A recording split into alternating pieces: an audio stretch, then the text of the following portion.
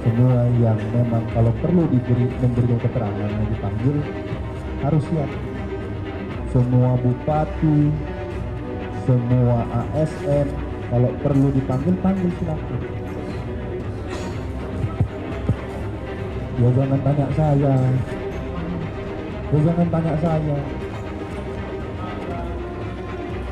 Nanya dulu udah dikirim atau belum, masa jangan tanya saya.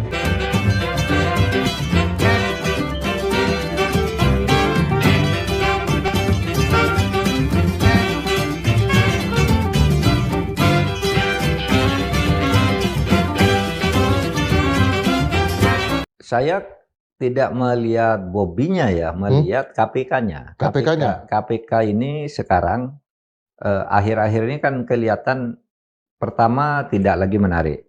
Ya. Sambutan publik, sorak-sorai publik itu untuk KPK sudah tidak seperti dulu. Malah sekarang sorak-sorai publik pindah ke Kejaksaan Agung. Ya.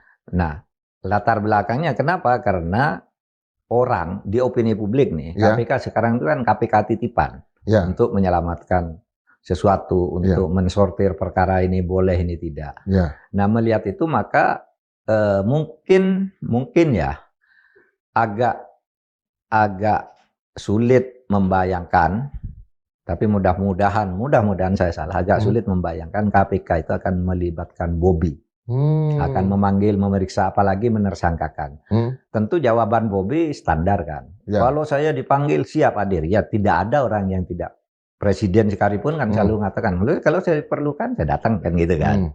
Itu jabatan standar. Tapi sampai sekarang saya belum bisa membayangkan KPK itu akan memanggil Bobi apalagi melibatkannya dalam kasus ini. Ini objektif saja. Saya mungkin banyak orang berpikir, wah kalau begitu enggak benar hukumnya. Terserah orang mengatakan apa, tapi ini pandangan saya dari sudut politis. Ya, kalau hukumnya kan sebenarnya mestinya dipanggil kan secepatnya. Mestinya ini diangkat, lalu ini proyeknya terkait ini kamu ada di mana dalam posisi kasusnya, kan mestinya begitu. Tanggung jawabnya kan mestinya gubernur kan? Ya. Yang paling tahu lah, paling tidak. Bertanggung jawab sebagai orang yang tahu kan gitu. Kalau pelakunya nanti sesudah dipanggil baru kan akan ketahuan apakah dia pelaku atau hanya orang yang harus tahu tetapi tidak tahu misalnya. Saya justru menyatakan Bobi pasti aman. Pasti aman. Pasti aman. Jadi saya berharap Pak Mardiansyah, Pak Norman dan Pak Ariel Juragan harusnya saya duduk sebelah sana. Nggak pasti aman maksudnya apa nih? Alasannya Oke, gimana? Jadi Bobi lahir jadi pemimpin yang kondisi tidak memungkinkan orang menangkap orang seperti Bobi. Gimana? Ya, kondisi hukum yang tidak memungkinkan orang menangkap orang posisi seperti Bobi. Ada 5 alasan kenapa Bobi saya menyatakan aman. 1, hampir semua orang dekat kekuasaan, nanti saya ceritakan faktanya, itu tidak pernah bisa disentuh hukum. Itu 1. Okay. Dan Bobi termasuk orang dekat kekuasaan. Dia mantu Presiden Joko Widodo yang sangat dihormati oleh Presiden Prabowo. Tadi sebutkan, siapa yang tidak pernah tersentuh hukum? Nanti saya ceritakan satu demi satu. Oke, silakan. Yang kedua, bahwa tidak akan bisa menyentuh orang yang menyumbang kepada kekuasaan. Menyumbang suara, menyumbang dana, menyumbang lain. Itu tidak pernah kesentuh. Nanti saya kasih contoh. Dan sepertinya korupsi ini termasuk itu.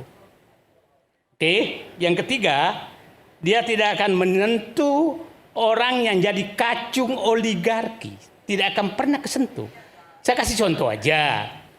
Jadi Bobi tenang aja, kalau perlu rekreasi lah keluar negeri sama istri sama anak-anak.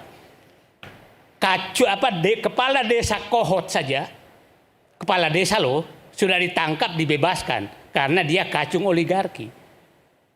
Oligarki ini maksudnya pengusaha besar. Ya, pengusaha besar yang menyembah kekuasaan. Kasus Kohot itu adalah yang supaya publik paham, itu adalah orang yang memagar laut di PIK 2. Dan sekarang udah ditangkap pun dibebaskan. Jadi apalagi Kades Pol sekarang bebas ya? iya, apalagi Bobi gubernur, bukan kepala desa loh. Ya. Yang keempat, tidak akan menyentuh para buzzer kekuasaan, tidak akan menyentuh. Dan yang kelima adalah ini KPK yang menangani. KPK itu masih di ujung telunjuk Jokowi. Menunjuk pimpinan KPK ini Jokowi. Yang kedua, pimpinan KPK itu polisi aktif. Jadi kalau macam-macam bisa di remote dari Trunojoyo. Dari Trunojoyo? Dari Trunojoyo bisa Oke. remote. Jadi, Maksudnya Mabes Polri? itulah 5 alasan saya menyatakan Bobi kau aman. Jadi judulnya ganti aja. Bobi pasti aman. Pasti aman.